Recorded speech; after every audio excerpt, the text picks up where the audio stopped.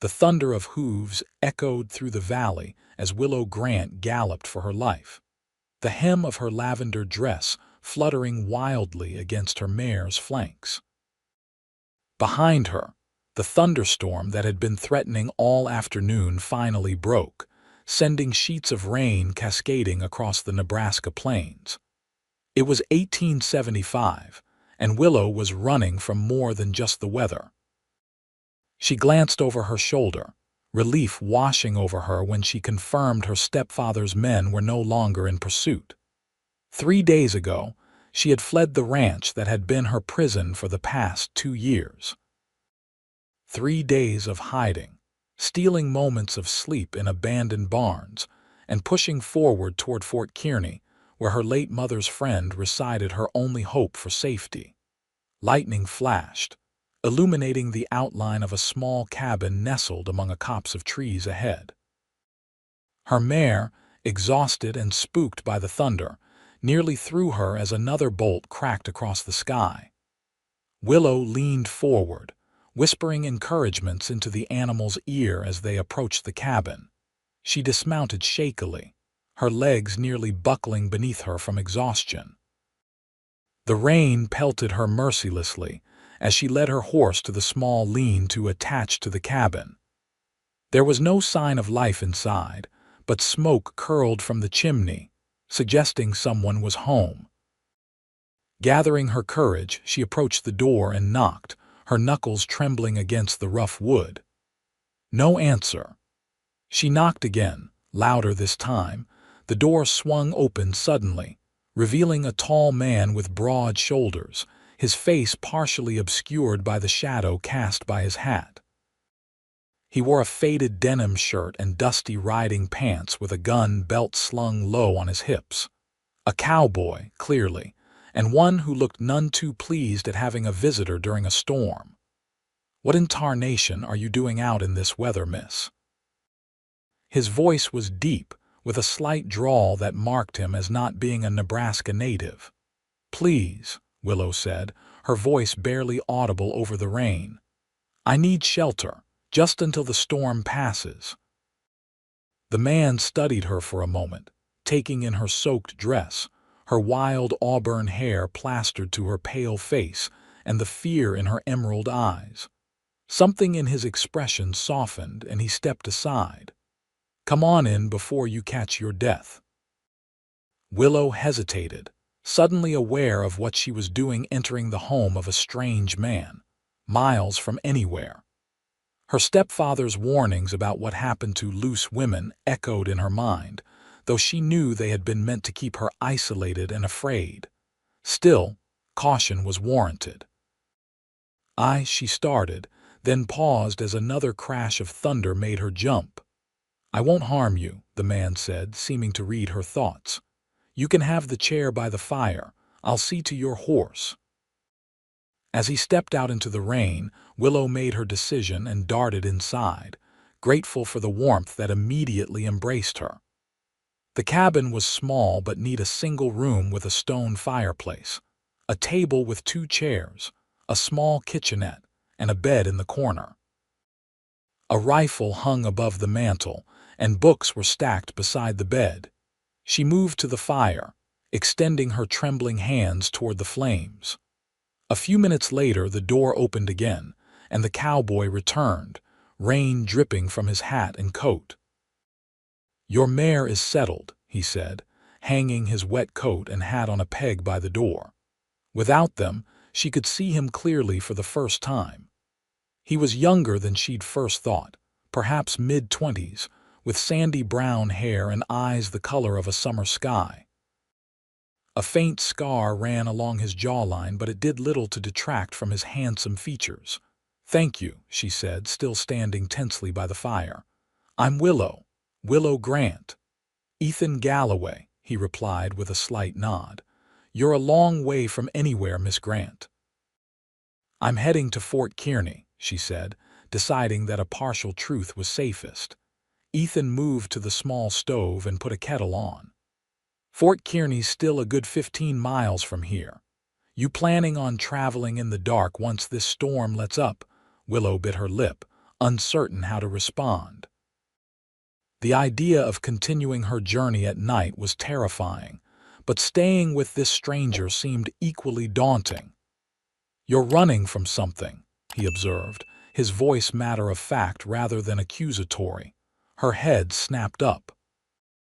"How did you— People don't ride alone in this territory unless they're running to something important or from something worse." He poured hot water into a cup and added a tea bag, then handed it to her. "Drink this. It'll warm you up." She accepted the cup cautiously, their fingers brushing momentarily. A jolt of something not quite fear but awareness shot through her. "I won't ask what you're running from," Ethan continued, stepping back. "Not my business, but you're welcome to wait out the storm here. I can sleep in the lean-to with the horses." "No," she said quickly. "I couldn't put you out of your home. I should leave once the rain stops." "To go where?" he asked, raising an eyebrow. "Fort Kearney in the middle of the night, not safe for anyone, especially not a woman alone." Willow stared into her tea, knowing he was right but still wary. She had heard stories about women who disappeared on the frontier, and while Ethan seemed decent, she had learned the hard way that appearances could be deceiving. "Why would you help me? You don't know me." Ethan sat down at the table, keeping his distance as if sensing her discomfort. "My ma raised me to offer help when it's needed. Besides, I've been the stranger needing shelter before. It's how things work out here." Thunder boomed again, rattling the windows, and Willow flinched involuntarily, the tea sloshing in her cup. "You're safe here," Ethan said softly. "From the storm, at least." Something in his voice, a quiet sincerity, made her look up and meet his gaze. For a moment, she allowed herself to believe him. The storm raged through the night. Ethan had insisted she take the bed while he made a pallet for himself on the floor near the fire. Despite her exhaustion, Willow found sleep elusive, her mind racing with the events that had led her here. After her mother's death 2 years ago, her stepfather, Harold Blackstone, had revealed his true nature. What had once seemed like stern protectiveness transformed into possessive control. He monitored her every move, dismissed the ranch hands who showed her any kindness, and eventually declared his intention to marry her off to his business partner, a man 3 times her age with a reputation for cruelty to his previous wives. It was only when she discovered her mother's hidden letters, including one from a Mrs. Martha Wilson in Fort Kearney offering help should Willow ever need it, that she formulated her escape plan. She'd taken her mother's wedding ring, the small amount of money she had saved, and fled in the night. She must have eventually drifted off because she awoke with a start, a scream caught in her throat. In her nightmare, Harold had found her, his fingers digging into her arm as he dragged her back. "Miss Grant." Ethan's voice came from the darkness, concerned but not too close. "You're all right. You're safe." She sat up, breathing heavily, her eyes adjusting to the dim light of the dying fire. "I'm sorry, bad dream. No need for apologies." He moved to stoke the fire, adding another log. The flames illuminated his profile, strong and steady. "Storm's past, dawn's not far off." Willow pushed her hair from her face. "I should go as soon as it's light." "I'm heading to Fort Kearney myself," Ethan said casually. "If you'd like company on the road." She stiffened, suspicion flaring. "You just happen to be going there today?" Ethan turned to face her, his expression open. "I go every week to deliver mail and supplies. I'm what folks around here call a route rider, not quite a proper postman, but I keep the outlying homesteads connected." "Oh." Her cheeks warmed with embarrassment. "I'm sorry for doubting you." "No need," he said with a slight smile. "Caution serves you well out here." Willow considered her options. Traveling with someone who knew the territory would be safer, especially if her stepfather's men were still searching for her. Yet trusting a man she just met went against everything her instincts were telling her. As if sensing her dilemma, Ethan spoke again. "You don't have to decide right now. I'll make us some breakfast and you can think on it." He moved to the small kitchen area, giving her space. Willow watched him as he efficiently set about preparing a simple meal of biscuits and bacon. There was something about his deliberate movements, the way he kept a respectful distance, that gradually eased her tension. By the time they sat down to eat, Willow had made her decision. "I'd appreciate your escort to Fort Kearney, Mr. Galloway, if the offer still stands." "Ethan," he corrected with a nod. "And it does." They set out as the sun crested the horizon, casting long shadows across the prairie. Ethan led the way, his horse a sturdy bay gelding setting a comfortable pace for Willow's tired mare. The air was fresh after the storm, and wildflowers dotted the landscape, their bright colors vivid against the green grass. For the first hour, they rode in companionable silence, with Ethan occasionally pointing out landmarks or sharing brief anecdotes about the area.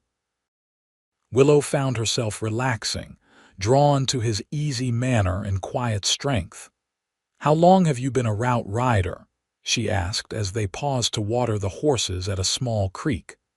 "About 3 years now," Ethan replied, leaning against a tree. "After the war, I drifted for a while, tried my hand at ranching, but it didn't suit me. I like being on the move, seeing different faces." "The war," Willow studied him with new interest. "You fought," a shadow crossed his face. "Union cavalry. I was young, too young, really. Lied about my age." "Is that where?" She gestured to the scar on his jaw before she could stop herself. "No," he said, touching it briefly. "That came later. Bar fight in Dodge City, not my proudest moment." There was something in his tone, a hint of regret, perhaps that made Willow want to know more, but she held her questions. Everyone had their secrets after all. As they continued their journey, Ethan shared stories of the people along his route, the Swedish family with 8 children, who always sent him off with fresh bread. The elderly widower who insisted on reading aloud any letters he received. The young schoolteacher who had come west seeking adventure. "And what about you?" he asked eventually. "If you don't mind my asking, what takes you to Fort Kearney?" Willow hesitated, then decided on a partial truth. "I'm seeking a family friend. My mother. She passed 2 years ago and things at home became difficult." Ethan nodded, not pressing for details. "I'm sorry about your mother." "Thank you," she said softly. "She was everything to me, strong but gentle. She taught me to ride, to read, to stand up for myself." Her voice caught. "I think she would have wanted me to leave when I did." "Sounds like a remarkable woman," Ethan said, his voice warm. "She'd be proud of you making your own way." The sincerity in his words brought unexpected tears to Willow's eyes, which she quickly blinked away. They stopped for a brief lunch of jerky and dried apples from Ethan's saddlebags. As they sat beneath the shade of a cottonwood tree, a distant plume of dust caught Willow's attention. Her heart raced as she watched 3 riders approaching from the direction they had come. "Ethan," she said, her voice tight with fear. "Those riders." He followed her gaze, standing smoothly and moving to his horse. Could be anyone, ranchers, traders, but no sense taking chances. He untied a rifle from his saddle. "Stay behind me." Willow scrambled to her feet, trembling as the riders drew closer. They were still too far to make out faces, but the purposeful way they rode suggested they weren't simply travelers.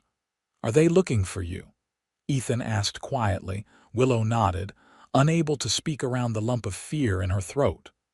"All right," he said, his voice calm and steady.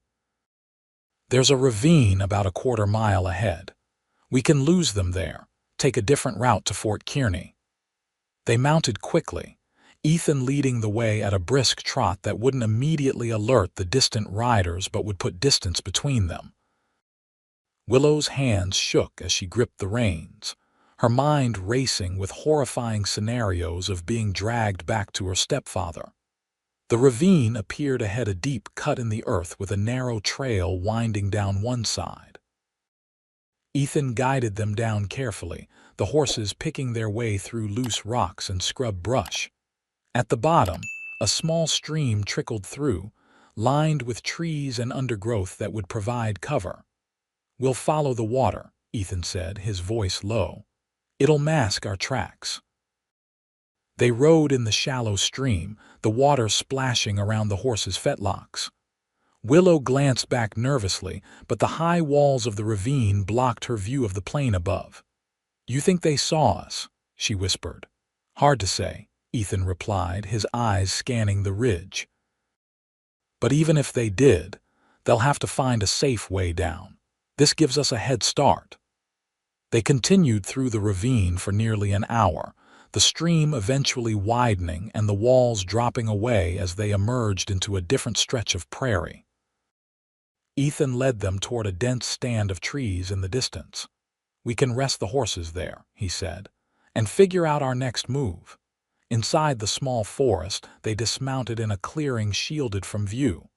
Willow sank to the ground, her legs weak from tension and fear. "I'm sorry," she said, her voice cracking. "I've dragged you into my troubles." Ethan secured the horses, then sat nearby close enough to offer comfort but maintaining a respectful distance.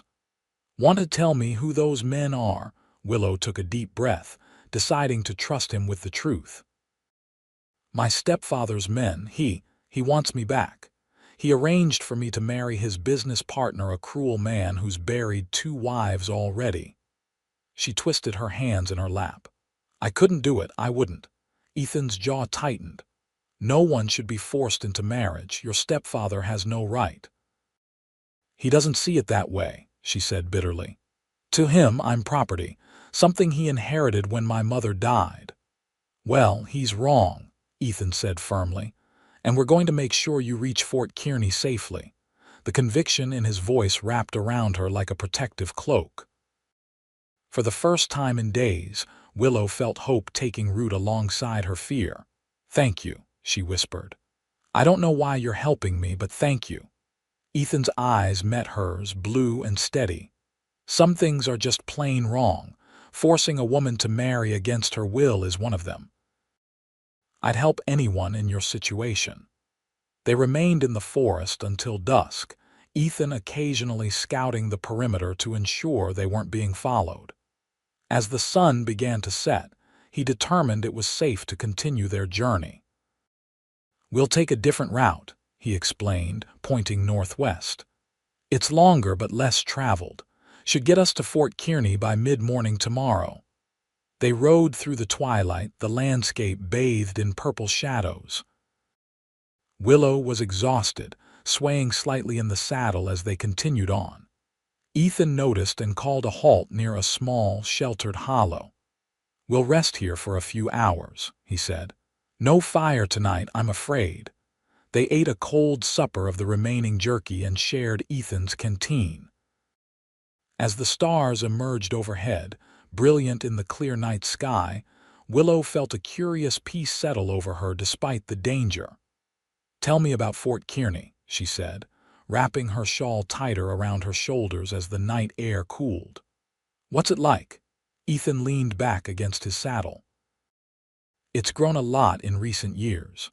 Used to be just a military outpost protecting the Oregon Trail, but now there's a proper town around it. Stores, a hotel, even a schoolhouse. Good people, mostly. Some rough types pass through, but that's true anywhere." "And Mrs. Wilson, Martha Wilson." "Do you know her?" Ethan nodded. "The dressmaker. Widow with grown children back east, respected in town. She's kind-hearted, takes in strays now and then, people and animals alike." Relief washed over Willow. "That sounds like the woman my mother described. She'll help you," Ethan assured her.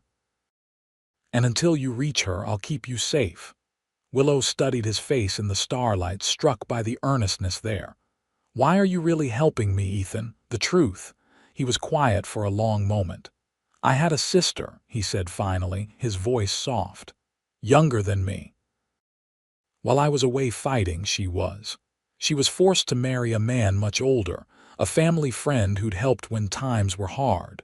By the time I returned home, she was gone, died in childbirth. His hands clenched into fists. I was too late to help her.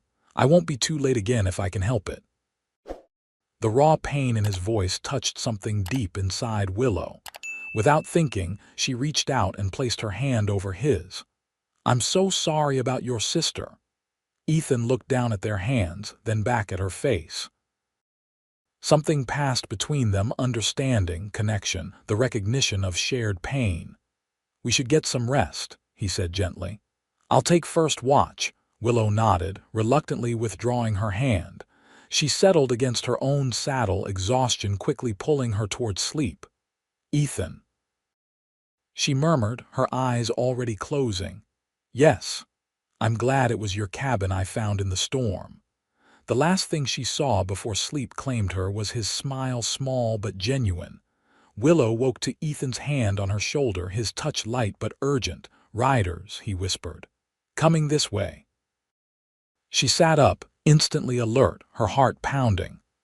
The sky was just beginning to lighten with pre-dawn gray. "How many?" she asked, keeping her voice low. "3, same ones from yesterday, I think." He helped her to her feet. "We need to move, quickly and quietly." They saddled the horses with practiced efficiency, neither speaking. Willow's hands trembled, but she forced herself to focus on each task. As they prepared to mount, hoofbeats sounded in the distance, growing louder. "Too late," Ethan muttered, reaching for his rifle. "Stay behind me." The riders appeared over the rise, 3 men, just as Willow had feared. She recognized them immediately, her stepfather's foreman, Tucker, and 2 ranch hands. Tucker's face split into a triumphant grin when he spotted her. "There you are, little lady," he called, slowing his horse to a walk as they approached. "Your pa's been mighty worried." "He's not my father," Willow said, her voice stronger than she felt. "And I'm not going back." Tucker's grin faltered, his eyes shifting to Ethan and the rifle in his hands. "This ain't your concern, mister. The girl's family is looking for her." "Seems to me the lady doesn't want to be found," Ethan replied evenly. "I suggest you turn around and head back the way you came." Tucker's hand moved to his holster. "I don't think you understand the situation. Mr. Blackstone pays me to bring his daughter home, and that's what I aim to do." "She's not going anywhere she doesn't want to go," Ethan said, his rifle steady. 3 against 1 isn't great odds, but I guarantee at least one of you won't ride away from this if you try to take her." Tension crackled in the air as the men assessed each other. Willow's heart hammered in her chest, fear and determination warring within her. "I'd rather die than go back," she said, stepping forward to stand beside Ethan. "Tell my stepfather that. Tell him I know what he did to my mother. Tell him I found her letters." Tucker's eyes widened slightly, a flicker of uncertainty crossing his face. The 2 ranch hands exchanged glances, clearly uncomfortable with the standoff. "Tucker," one of them said, "maybe we should—" "Shut up," Tucker snapped, his face reddening. "I ain't going back empty-handed." In a flash, he drew his pistol. Ethan fired a warning shot that kicked up dirt at Tucker's horse's hooves, causing the animal to rear in fright. The other 2 men scrambled to control their own startled mounts. "Next one won't miss," Ethan said calmly. "Last chance to ride away." Tucker glared, but Willow could see the calculation in his eyes. Finally, he holstered his weapon. "This ain't over," he spat. "Blackstone won't let her go so easy." "Then he can come himself," Ethan replied. "Now go." The men wheeled their horses around and galloped away, dust billowing behind them. Willow released a shaky breath, her knees threatening to buckle beneath her. Ethan lowered his rifle, turning to her with concern. "Are you all right?" She nodded, though her whole body trembled. "They'll be back." "With more men." "Then we need to reach Fort Kearney before they do," Ethan said, helping her mount. "It's only a few hours if we ride hard." They set off at a gallop, pushing the horses as much as they dared. Willow's mind raced with fears and questions. What had her mother's letters revealed? What secrets had her stepfather been keeping? And what would happen when they reached Fort Kearney? As the sun climbed higher, the landscape changed, becoming more settled. They passed farms and homesteads, the occasional wagon on the road. Finally, in the distance, the outline of Fort Kearney appeared, the American flag visible above the walls. "We made it," Willow breathed, relief washing over her. Ethan smiled, though his eyes remained vigilant, scanning the road behind them. "Not quite home yet, but close. Mrs. Wilson's shop is on the main street through town." As they approached the fort, Willow felt a curious mixture of hope and apprehension. What if Mrs. Wilson didn't remember her mother? What if she wouldn't help? What if her stepfather's influence reached even here? They rode through the gates, entering a bustling settlement that had grown around the military installation. Soldiers, settlers, and townspeople moved about their business. A few glanced curiously at them as they passed, but no one paid them special attention. Ethan led them down the main street, past a general store, a saloon, and a hotel, finally stopping before a neat building with a sign reading Wilson's Dressmaking and Alterations. "Here we are," he said, dismounting and offering a hand to help Willow down. She hesitated, suddenly frozen with uncertainty. Everything had happened so quickly: her escape, meeting Ethan, the chase, and now arrival at her destination. What came next, Willow? Ethan's voice was gentle. "Are you all right?" She looked down at him, at his outstretched hand and concerned eyes. In just 2 days, this man had risked his life for her, had shown her more kindness than she'd known in years. "I'm afraid," she confessed, her voice barely audible. "Of what?" he asked. "Everything. What happens next, if Mrs. Wilson will help, if my stepfather will find me?" She swallowed hard. "Of losing this, the first time I felt safe in so long." Understanding dawned in Ethan's eyes. He kept his hand extended, patient. "One step at a time. Let's meet Mrs. Wilson first." Willow nodded and placed her hand in his, allowing him to help her down from the horse. As her feet touched the ground, she found herself standing close to him, their hands still joined. "Ethan," she said softly, looking up into his face, "thank you for everything." Something shifted in his expression, a softening, a warmth that hadn't been there before. "You're welcome," he replied, his voice equally soft. The moment stretched between them, fragile and new. Then the shop door opened, and an elegant older woman with silver-streaked hair appeared, her eyes widening as she took in the pair standing before her shop.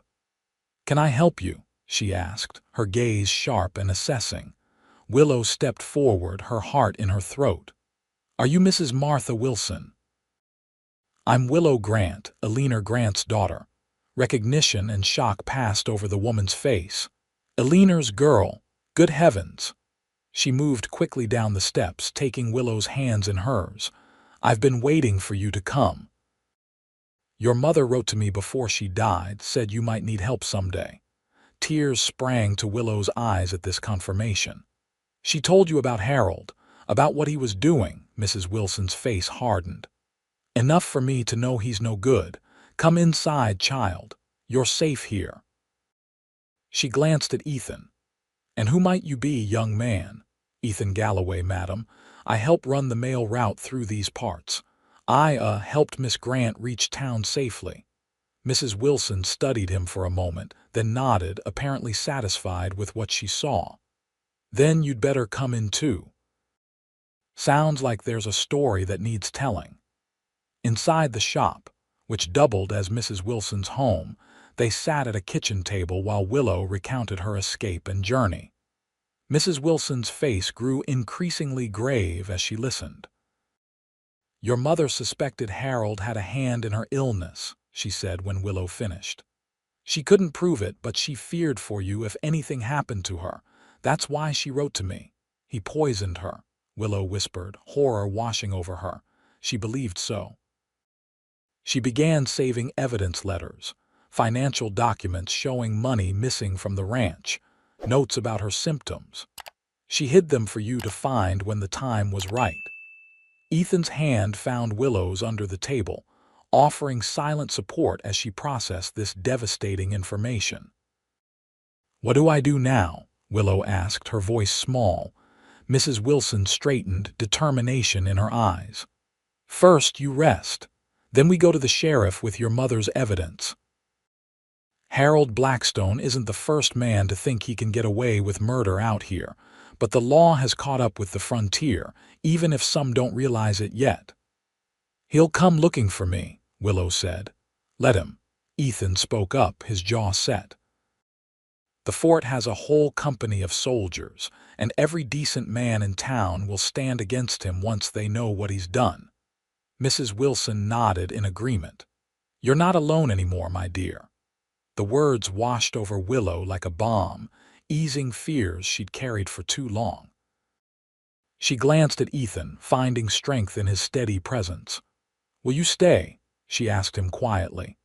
"At least until this is resolved." Their eyes met, and something unspoken passed between them, something new and fragile but filled with promise.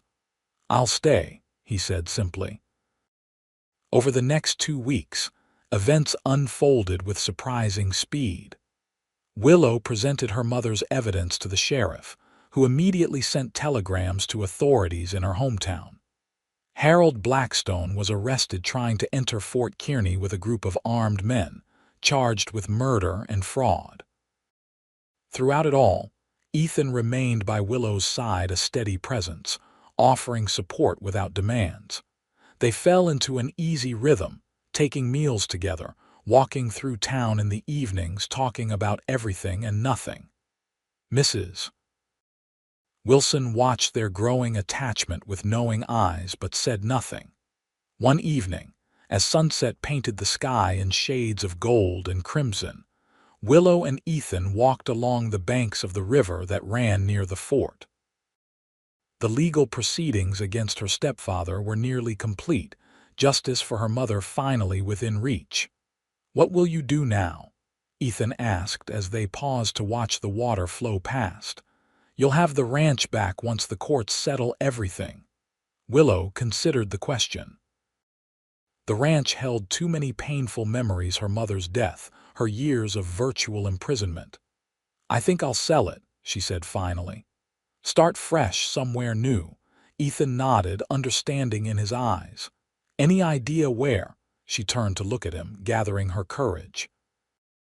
"I was thinking perhaps somewhere along a certain mail route, if the route rider wouldn't mind the company." A slow smile spread across Ethan's face, lighting his eyes. "I think he'd like that very much." Willow stepped closer, her heart pounding. "Ethan, when we first met, I was so afraid of everything, including you." "I know," he said softly. "I'm not afraid anymore." She reached for his hand, twining her fingers with his.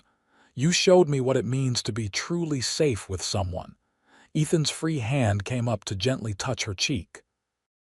"Willow," he said, her name like a prayer on his lips. She leaned into his touch, closing her eyes briefly. When she opened them, she found him watching her with such tenderness it nearly took her breath away. "I think I'm falling in love with you," she whispered, the words both terrifying and freeing.